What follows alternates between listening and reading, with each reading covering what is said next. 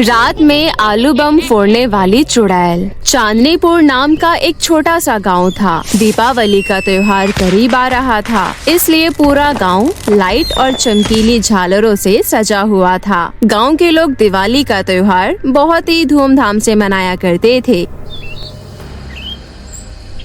एक रोज गांव में रहने वाली सपना दिवाली पर घर सजाने का सामान लेने के लिए अपनी बेटी माधुरी को लेकर बाजार जाती है। बाजार में कई तरह के बम पटाखे देखकर माधुरी अपनी माँ सपना से उन्हें खरीदने की जिद करने लगती है। माँ देखो ना, दुकान में कितने सारे पटाखे हैं, मुझे भी थोड़े पटाखे दिला दो ना। एक तो बाजार में दिवाली का इतना महंगा सामान है, ऊपर से तुझे पटाखे चाहिए। दिवाली आई नहीं कि बस पटाखों का रट्टा लगाना शुरू कर दिया। अब एक शब्द पटाखे का मुंह से ना निकालना। ऐसा बोलकर सपना माधुरी को चुप करा देती है और उसे एक भी पटाखा नहीं दिलाती। घर आकर माधुरी रोने लगती है और माँ के पटाखे ना दिलाने से वो उदास होकर घर से दूर एक बरगद के पेड़ के नीचे बैठकर जोर जोर से रोने लगती है। उसी बरगद के पेड़ पर एक बहुत ही डरावनी चुड़ैल बैठी होती है। वो माधुरी को रोता देख मुस्कुराती है और बोलती है, आखिर जिसकी मुझे तलाश थी वो तो खुद ही चलकर मेरे पास आ गया। ऐसा बोलकर चुड़ैल एक सुंदर लड़की का रूप लेकर माधुरी के सामने आती है और उससे बोलती है, अरे मेरी बच्ची, क्या बात है, तुम इतने जोर जोर से गला फाड़ कर क्यों रो रही हो? सब बच्चों के पास पटाखे हैं, बस एक मेरी माँ है जो मुझे एक भी पटाखा नहीं दिलाती। बस इतनी सी बात? अरे माँ ने पटाखा नहीं दिलाए तो क्या हुआ, मैं तुम्हें बम देती हूँ, वो भी एक बड़ा आलू बम। ऐसा बोलकर वो चुड़ैल अपनी जादुई शक्ति से एक बड़ा सा आलू बम माधुरी के हाथ में थमा देती है। देखा कितना बड़ा आलू बम है। आपको तो जादू भी आता है दीदी? हाँ आता है, मगर इसके बारे में तुम किसी को बताना नहीं, ठीक है? माधुरी बड़ा आलू बम लेकर खुशी खुशी घर आती है और अपनी माँ को आलू बम दिखाते हुए उनसे कहती है, माँ आपने तो मुझे बम नहीं दिलाया, पर देखो एक दीदी ने मुझे कितना बड़ा आलू बम दिया है, अब मैं इसे मजे से जलाऊंगी। तुम्हें कितनी बार समझाया है कि किसी अनजान से कभी भी कोई वस्तु नहीं लेनी चाहिए, मगर माधुरी अपनी माँ की कोई बात नहीं सुनती और उस बड़े आलू बम को जला देती है। आलू बम को जलाते ही उसमें से बहुत सारा धुआं निकलता है और तेज आवाज के साथ माधुरी गायब हो जाती है। सपना देखती है कि वहाँ पर उसकी बेटी माधुरी नहीं है। सपना घबराते हुए माधुरी को सब जगह ढूंढने लगती है, मगर उसे माधुरी कहीं नहीं मिलती। वहीं दूसरी ओर माधुरी धुएं के साथ गायब होकर जंगल के खंडर में आ जाती है। खंडर में अपने सामने चुड़ैल को देखकर माधुरी बहुत घबरा जाती है। ये मैं कहाँ आ गई? हे भगवान, यहाँ तो चुड़ैल भी है। ज्यादा चिल्लम चिल्ली मचाने की जरूरत नहीं है। सामने तुझे एक बड़ा सा आलू बम दिख रहा है ना, उसी से तुझे बांधकर आसमान में उड़ा दूंगी। ऐसा बोलकर चुड़ैल जोर जोर से हंसने लगती है और वहाँ से गायब होकर फिर से एक लड़की का रूप लेकर गांव में आ जाती है। तभी पास में ही एक गोलू नाम का बच्चा खेल रहा होता है। वो चुड़ैल गोलू को एक बड़ा आलू बम दिखाकर उसे अपने पास बुलाती है। गोलू आलू बम के लालच में उस लड़की के पास चला जाता है। बेटा, दिवाली आ रही है तो तुम्हारा भी मन पटाखे जलाने को करता होगा ना, इसलिए देखो मैं तुम्हारे लिए कितना बड़ा आलू बम लेकर आई हूँ। इसे जलाने में तुम्हें बहुत मजा आएगा। गोलू आलू बम को देखकर बहुत खुश हो जाता है और बिना कुछ बोले ही वो आलू बम लेकर वहाँ से चला जाता है। अरे गोलू, ये इतना बड़ा आलू बम किसने दिया? माँ, पहले मैं आलू बम जलाऊंगा, उसके बाद बताऊंगा कि किसने दिया। ऐसा बोलकर गोलू आलू बम जलाता है। उसके आलू बम जलाते ही वो भी आलू के धुएं में गायब होकर खंडर में चुड़ैल के पास पहुंच जाता है। अरे चुड़ैल मर गया रे, आलू बम में चुड़ैल निकली। चुप, एकदम चुप। अगर ज्यादा शोर मचाया ना तो तुझे आलू बम से चिपकाकर आसमान में उड़ा दूंगी। अब तू भी इस माधुरी के साथ बैठकर मजे कर, मैं अभी आती हूँ। ऐसा बोलकर चुड़ैल अपने शैतान देवता की मूर्त के पास जाती है और उसके पास ही में एक बड़ा सा आलू बम रखा होता है। ए मेरे मालिक, बस कुछ ही दिनों में मैं अपने लक्ष्य में कामयाब हो जाऊंगी। दिवाली पर मैं 9 बच्चों की बलि देकर इस आलू बम पर इनका खून लगाकर इसे जलाऊंगी। फिर मुझे मेरी खोई हुई शक्तियाँ वापस मिल जाएगी। फिर मैं और भी ज्यादा ताकतवर हो जाऊंगी। उसके बाद ही मैं इन गाँव वालों से अपना बदला ले पाऊंगी। कई सालों पहले इन गाँव वालों ने मुझे दिवाली वाले दिन बहुत सारे आलू बम से बांधकर उसमें तंत्र मंत्र फूंक कर जला दिया था ना। अब इस दिवाली पर मैं इन गांव वालों का दिवाला निकालूंगी। ऐसा बोलकर चुड़ैल जोर जोर से हंसते हुए वहाँ से गायब हो जाती है और गांव में एक और बच्चे को अपना शिकार बनाती है। आए दिन गांव में बच्चे गायब हो रहे थे, जिस वजह से पूरे गांव में हाहाकार मचा हुआ था। तभी ललिता की छोटी बेटी मुन्नी एक बड़ा आलू बम लेकर आती है, जिसे देख ललिता मुन्नी से बोलती है, ये बड़ा आलू बम कहाँ से मिला? किसने दिया? अरे कुछ तो बोल मुन्नी। एक सुंदर सी दीदी ने मुझे ये आलू बम दिया है और पता है माँ, वो जादू से और भी आलू बम बना सकती है। उन्होंने सोनू को भी अपने जादू से एक बड़ा आलू बम दिया है, पर उन्होंने ये बात किसी को भी बताने से मना किया है, इसलिए आप भी किसी को मत बोलना। मुन्नी की बात सुनकर बगल में खड़ी सपना घबरा जाती है और मुन्नी से बड़ा आलू बम छीनकर गांव वालों के पास ले जाती है और सभी लोगों को मुन्नी की बात बताती है। फिर सभी गांव वाले उस बड़े आलू बम को ले जाकर पुजारी जी को दिखाते हैं। इस बड़े आलू बम को देखते ही मैं समझ गया कि ये जंगल के खंडर में रहने वाले चुड़ैल का काम है। कई साल पहले हमने उस चुड़ैल को तंत्रों से आलू बम में बांधकर उसकी शक्ति छीन ली थी। पुजारी जी अपनी आंखें बंद करते हैं और कुछ ही देर बाद अपनी आंखें खोलकर बोलते हैं, उस चुड़ैल ने जंगल के खंडर में सभी बच्चों को बंद किया हुआ है। दिवाली के दिन उसे बच्चों की बलि देने से रोकना होगा, नहीं तो अनर्थ हो जाएगा। मैंने देखा कि उस खंडर में एक बहुत ही बड़ा आलू बम है। मैं अपनी बच्ची को उस चुड़ैल के हाथों मरने नहीं दूंगी। कुछ भी करके मैं अपनी बच्ची को बचा कर रहूंगी। इस काम में बहुत खतरा है। अगर चुड़ैल को जरा भी भनक लगी कि तुम अपने बच्चों को उसके चुंगल से बचाने आई हो, तो वो तुम्हें भी नहीं छोड़ेगी। इसलिए कोई एक ही हिम्मत करके उस खंडर में जाए और उस बड़े आलू बम को जलाए। अकेली चुड़ैल का सामना करने की किसी में हिम्मत नहीं थी, मगर इस काम को करने के लिए सपना आती है। सपना, तुम बहुत बहादुर हो, इसलिए हम सब तुम्हारे साथ चलेंगे और खंडर के बाहर तुम्हारा इंतजार करेंगे। अगर तुम्हें कोई भी दिक्कत हुई तो हमें आवाज लगा देना। फिर सपना दिन के समय गांव वालों के साथ जंगल के भीतर जाती है और बड़ी बहादुरी के साथ अकेली ही खंडर के अंदर जाकर देखती है कि सभी बच्चे डरे सहमे एक कमरे में बंद है और चुड़ैल अपने शैतान देवता और अपने बड़े आलू बम के सामने बैठकर मंत्रों का जाप कर रही है। उसी वक्त चुड़ैल की नजर सपना पर पड़ती है। चुड़ैल गुस्से से चिल्लाते हुए बोलती है, तेरी इतनी हिम्मत कि तुम मेरे खंडर में आकर मेरी पूजा भंग करे? ऐसा बोलकर चुड़ैल सपना का गला पकड़ लेती है। आज तो तेरा काम तमाम। तुझे पता नहीं है कि तूने किससे पंगा लिया है? एक चुड़ैल जिसकी शक्तियाँ एक बेकार से आलू बम में हैं। ऐसे बोलकर सपना अपने आप को चुड़ैल से छुड़ा लेती है। तेरी शक्तियाँ तो कई साल पहले ही खत्म हो चुकी है, इसलिए तू मेरा कुछ नहीं बिगाड़ सकती। माँ, इस चुड़ैल को छोड़ना नहीं, इसने हम बच्चों को बहुत डराया है। आज इसकी चटनी बना देना। हाँ ताई जी, इस चुड़ैल को बिल्कुल मत छोड़ना।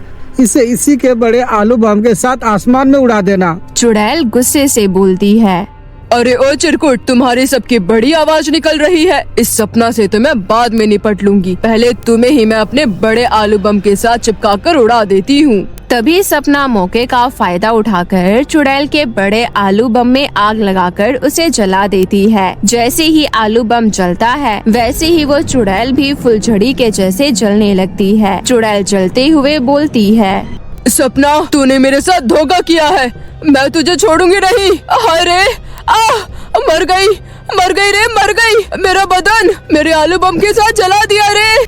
आलू बम के जलने से उसमें इतनी फुहार निकलती है कि पूरा जंगल रोशनी से जगमगा जाता है। आलू बम के खत्म होते ही चुड़ैल भी भस्म हो जाती है। सपना सभी बच्चों को खंडर से बाहर निकाल कर लाती है। खंडर के बाहर खड़े सभी गांव वाले सपना को सभी बच्चों के साथ देखकर बहुत खुश हो जाते हैं। गोलू अपनी माँ को देखकर उसके गले लग जाता है।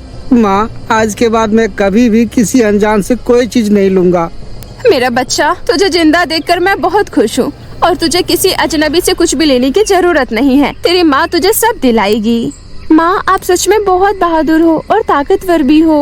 मेरी बच्ची, ये ताकत तो मुझे तुझसे ही मिली है। अब इस दिवाली में मैं तुझे ढेर सारे पटाखे दिलाऊंगी। सब लोग सपना की हिम्मत की दाद देते हुए गांव वापस आ जाते हैं। चुड़ैल से छुटकारा पाने और सभी बच्चों के घर वापस लौट आने की खुशी में पूरे गांव में दिवाली का त्योहार बहुत ही खुशी और हर्षोल्लास के साथ मनाया गया। आखिरकार बुराई पर अच्छाई की ही जीत हुई। भूतिया ट्यूशन। गांव के किनारे एक पुराना ट्यूशन क्लास था जिसे लोग भूतिया ट्यूशन कहते थे। यहाँ पढ़ाई करने वाले बच्चे अक्सर अजीब घटनाओं का सामना करते थे। इस ट्यूशन में 2 भाई बहन रोशन और किरण पढ़ते थे। उनके जिंदगी में एक बड़ा बदलाव आने वाला था जो भूतिया कहानियों से कई ज्यादा रोचक था। रोशन और किरण एक गरीब किसान परिवार के सदस्य थे। उनके पिता रामू दिन रात खेतों में काम करते थे। माँ सीता घर की देखभाल करती थी और बच्चों को पढ़ाई के लिए प्रोत्साहित करती थी। गांव में ट्यूशन क्लास का नाम सुनकर रोशन और किरण ने भी वहां जाने का निर्णय लिया। उन्हें अपनी पढ़ाई में सुधार की आवश्यकता थी, खासकर गणित और विज्ञान में। पिताजी, जब गांव में ट्यूशन क्लास है तो क्यों ना हम भी वहां जाकर पढ़ाई करें। आपको पता है हम पढ़ाई में कितने ज्यादा कमजोर होते जा रहे हैं। गणित और विज्ञान में तो हमेशा मेरे कम नंबर आते हैं। हाँ पिताजी, भैया बिल्कुल सही बोल रहा है। ऐसे में तो हम पढ़ाई में बहुत पीछे रह जाएंगे। ठीक है बच्चों, मैं तुम्हारा ट्यूशन में एडमिशन करा देता हूँ। अच्छे से पढ़ाई करना। रामू अपने दोनों बच्चों का एडमिशन करा देता है। जब दोनों भाई बहन पहली बार ट्यूशन पहुँचे तो वहाँ के बच्चों ने उन्हें ट्यूशन के बारे में कई भूतिया कहानी सुनाई। कहते हैं कि यहाँ एक भूत है जो बच्चों से पढ़ाई का बदला लेता है। तुम लोग भी जरा सावधानी से पढ़ना। अरे ये तुम कैसी बातें कर रहे हो? ये भूत कुछ नहीं होता। ये सब बस बेकार की बातें हैं।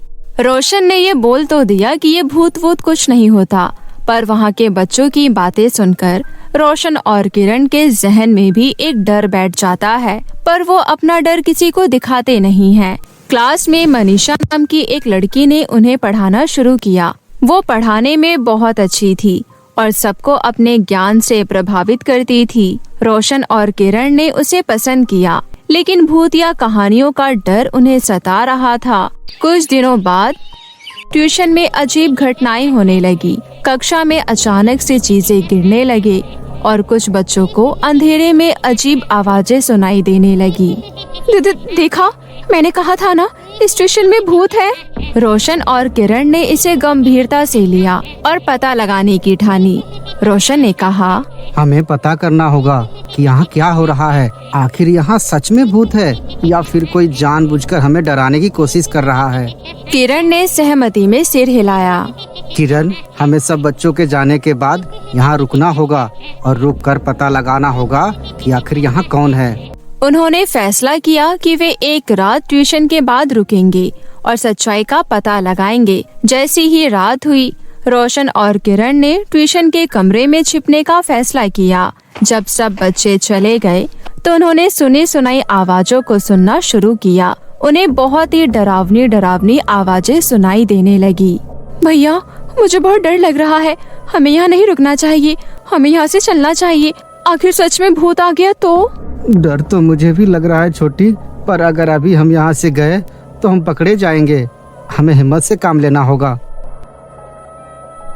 कुछ देर बाद कमरे में अचानक से एक धुंधली आकृति प्रकट हुई। रोशन और किरण डर गए, लेकिन उन्होंने अपने साहस को संभाला। रोशन ने कहा, तुम कौन हो और यहाँ के बच्चों को क्यों डरा रहे हो? मैं यहाँ की एक छात्र की आत्मा हूँ जो पढ़ाई में असफल हो गई थी।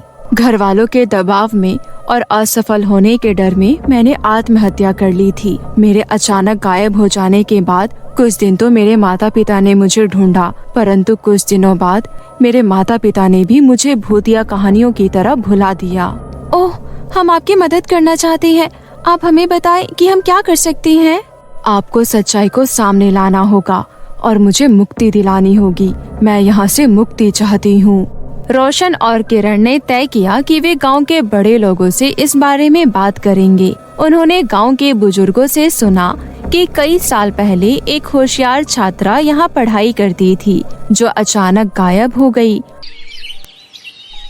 रोशन और किरण ने गांव के लोगों को एकत्रित किया और उस रात घटित उस आत्मा की कहानी बताई। गांव के लोग सहमत हुए कि उन्हें इस समस्या का समाधान खोजना होगा।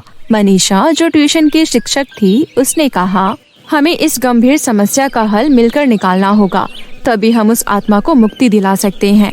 नहीं तो वो आत्मा आजीवन इसी तरह भटकती रहेगी और ना जाने और कितने बच्चों को परेशान करेगी।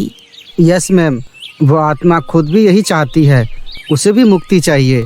हमें इस ट्यूशन में शांति पाठ का हवन कराना होगा और उसकी आत्मा के लिए प्रार्थना करना होगा।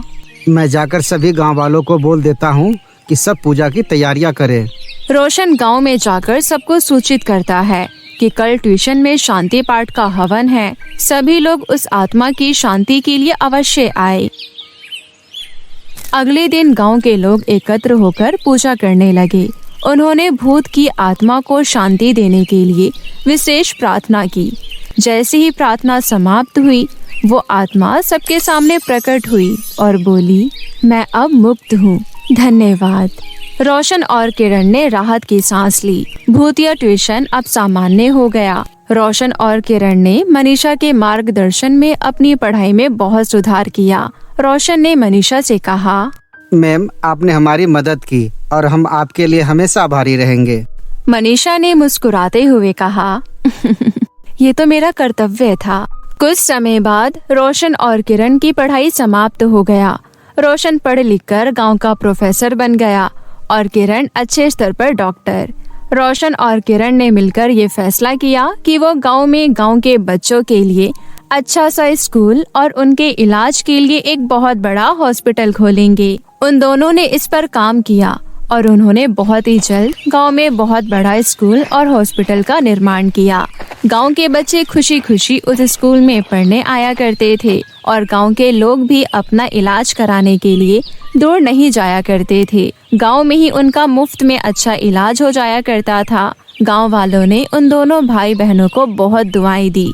उनके माता पिता का सर गर्व से ऊंचा हो गया। इस कहानी का संदेश है कि साहस, सच्चाई और एकता से किसी भी समस्या का समाधान किया जा सकता है। क्लासमेट बनी चुड़ैल स्टूडेंट। ये कहानी एक होली पब्लिक स्कूल की है जो दिल्ली का सबसे पुराना स्कूल था। वो स्कूल बड़ी ही सुनसान जगह पर बना हुआ था और दूर दूर से लोग स्कूल में पढ़ने आया करते थे। उस स्कूल से काफी महान हस्तियां पढ़कर निकली थी और वो काफी महंगा स्कूल था। वहाँ ज्यादातर अमीर घर के बच्चे पढ़ने आया करते थे और उस स्कूल में गरीब बच्चों की स्कॉलरशिप थी, उन गरीब बच्चों के लिए जो उस स्कूल में पढ़ सके। उस स्कूल में एक शीतल नाम की टीचर थी जो अमीर और गरीब लोगों में भेदभाव करती थी। अपना हर बात का गुस्सा गरीब बच्चों पर उतारती थी और यहाँ तक कि क्लासेस में भी उन बच्चों को अलग बिठाती और उनकी बेइज्जती किया करती। एक दिन की बात है, शीतल मैडम सोनिया नाम की लड़की को अपने पास बुलाती है। इधर आओ सोनिया, ये क्या, तुमने अपना काम पूरा नहीं किया और कॉपी चेक करने के लिए दे दी? इतनी हिम्मत हो गई है अब तुम्हारी? नहीं मैम, मेरा काम पूरा है। मतलब मैं झूठ बोल रही हूँ? रुको जरा, मैं तुम्हें अभी बताती हूँ। शीतल मैडम गुस्से में आकर सोनिया को बहुत ज्यादा मारती है। तभी क्लास के बीच में एक सुहन नाम का बच्चा बोलता है, मैडम ये झूठ बोल रही है, इसे छोड़ना मत, इसे मारो और खूब डांटो। ये सुनकर सभी अमीर घर के बच्चे हंसने लगते हैं। मैडम, मेरी तबीयत खराब है, मुझे मत मारो, ये झूठ बोल रहा है, इसकी मत सुनो। नहीं, आज तुम्हारी खैर नहीं। सोनिया वहाँ से भाग जाती है छत की ओर और फिर वहाँ से कूदकर अपनी जान दे देती है और मरने के साथ ही सोनिया चुड़ैल बन जाती है।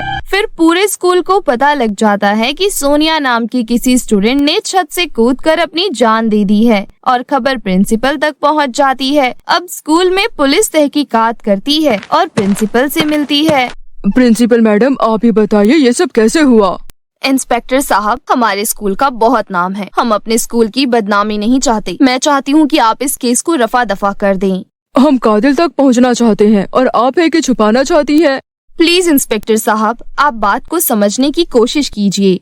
चलिए ठीक है, जैसा आपको ठीक लगे। प्रिंसिपल मैडम इंस्पेक्टर को भरपूर रिश्वत दे देती है, जिस कारण इंस्पेक्टर वापस चला जाता है। सोनिया के मरने की खबर उनके घर वालों को पता चल जाती है कि सोनिया ने छत से कूदकर अपनी जान दे दी है। ये सुनकर उसके माता पिता भी अपने आप को खत्म कर लेते हैं और वो भी भूत और चुड़ैल बन जाते हैं। फिर सोनिया और उसके माता पिता भूत बनकर सब अमीर बच्चों को डराते हैं।